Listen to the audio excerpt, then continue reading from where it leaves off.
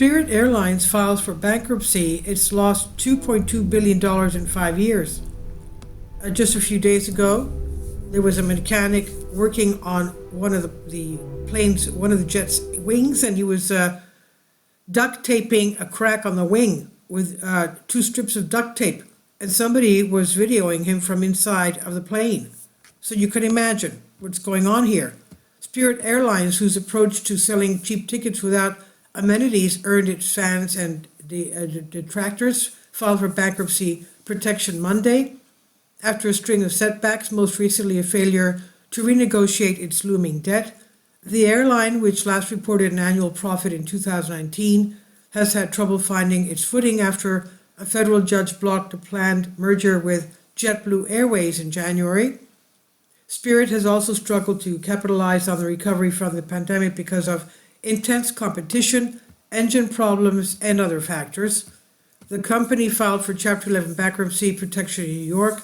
It also announced an agreement with bondholders to restructure its debt and raise money to help it operate during the bankruptcy process, which it expected to exit in the first quarter of next year. Spirit, which has lost more than $2.2 billion since the start of 2020, published an open letter to customers saying that flyers could use all tickets, credits, and loyalty points as normal. Ted Christie, airline's chief executive, said in a statement that the arrangements announced on Monday represented a strong vote of confidence in Spirit and our long-term plan, he said.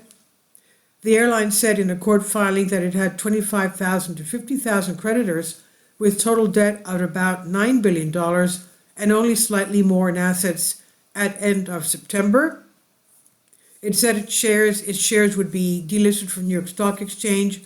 Spirit stock had fallen more than 90% since the start of the year. The airline began operations as a trucking company operating under a different name in 1964. It later became a tour operator and started offering flights in 1990. 2 years later, it became Spirit Airlines. But the company's modern incarnation traces its roots to 2006, when Indigo Partners, a private equity fund, acquired a majority stake. Under Indigo and the leadership of Ben Baldanza, who spent a decade at Spirit's chief executive and died this month, the airline focused on lowering costs and selling cheap, bare-bone tickets. That business model made the airline the butt of late-night jokes, but also helped to reshape the industry. Travelers flocked to Spirit for low fares, often overlooking concerns about the quality of its service. The airline earned consistent profits, and other companies sought to copy its approach. Today, most U.S. airlines offer some version of no-frill tickets. Spirit also became a powerful force in the industry, pressuring others to lower fares.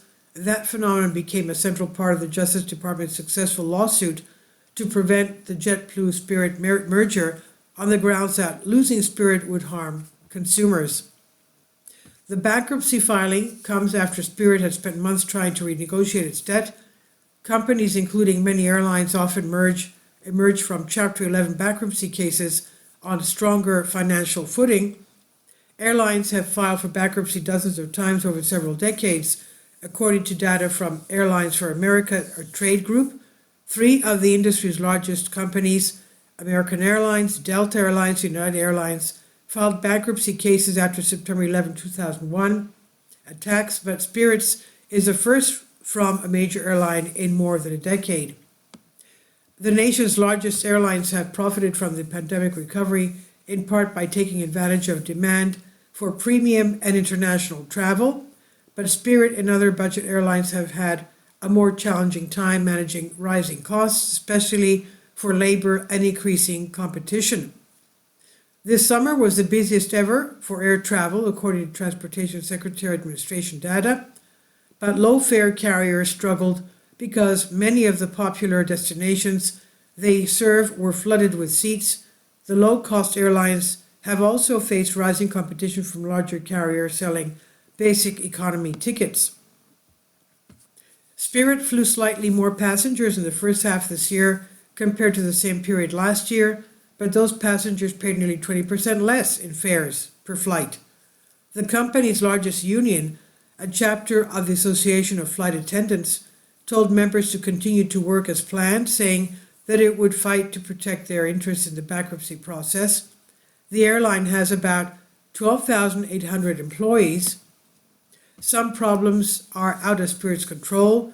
The airline flies more than 200 Airbus A320 planes, but a defect with the Pratt & Whitney engines that power some of those means that 1 in 10 will not be flying this year. Spirit said this year that it expected to start 2025 with 35 planes on the ground, rising to about 67. The airline has said it expects $150 million to $200 million in compensation from Pratt & Whitney to cut costs. Spirit delayed delivery of new planes and furloughed pilots. It sold nearly 24 planes last month and may sell more, though most of its planes are leased. Over the summer, Spirit tried to revive its fortunes by offering premium services. In July, it announced that it would start selling 4 fare bundles, which include different perks. The top offering included extra legroom, priority boarding, refreshments, and waived bag fees. Another includes some of those perks and a guaranteed empty middle seat. This is from New York Times on DNYUZ. Please leave your comments, and thank you for your support. Please support my Patreon account. The daily posts are 5 videos daily, and they are totally different from what I have on my YouTube channel. Thank you so much for your support and that you find all my content so interesting. You'll find the Patreon account details in the description box below.